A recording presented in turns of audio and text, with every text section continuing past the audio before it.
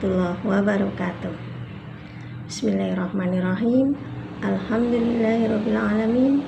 Wassalatu wassalamu ala asyrofil anbiya'i wal mursalin wa ala alihi wa ashabihi ajmain. Amma ba'du.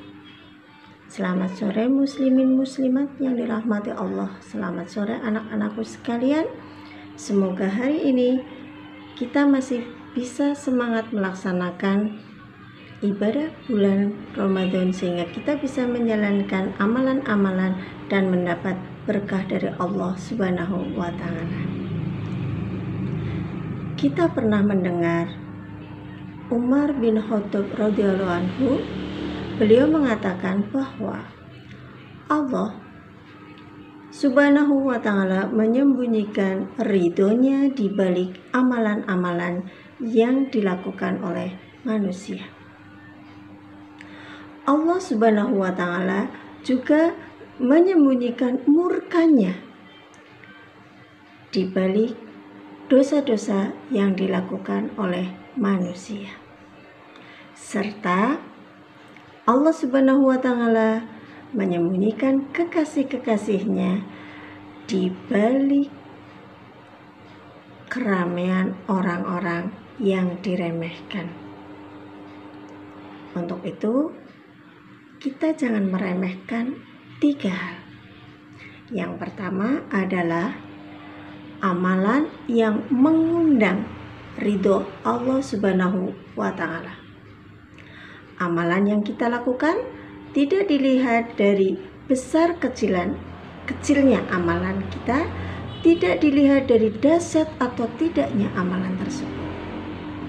Akan tetapi amalan yang kita lakukan dilihat dari ridho yang diberikan oleh Allah Subhanahu wa taala. Apakah amalan tersebut? Ahsanu amalan. Amalan yang ikhlas kita lakukan sesuai dengan tuntunan Allah Subhanahu wa taala dan Rasul-Nya sallallahu alaihi wasallam. Setelah yang fardu kita laksanakan, kita juga perlu memiliki amalan yang selanjutnya kita rahasiakan, kita jaga, walaupun sedikit kita dawamkan. Ahabul a'mali illallahi adwamuha wa in qola. Amalan yang paling dicintai Allah Subhanahu wa taala adalah yang paling dawam. Terus-menerus dilakukan walaupun itu sedikit. Yang kedua, hal yang tidak boleh kita remehkan adalah dosa kita kepada Allah Subhanahu wa taala. Tidak dilihat dari besar kecilnya dosa tersebut, tetapi dilihat seberapa besar, maha besar yang kita dolimi.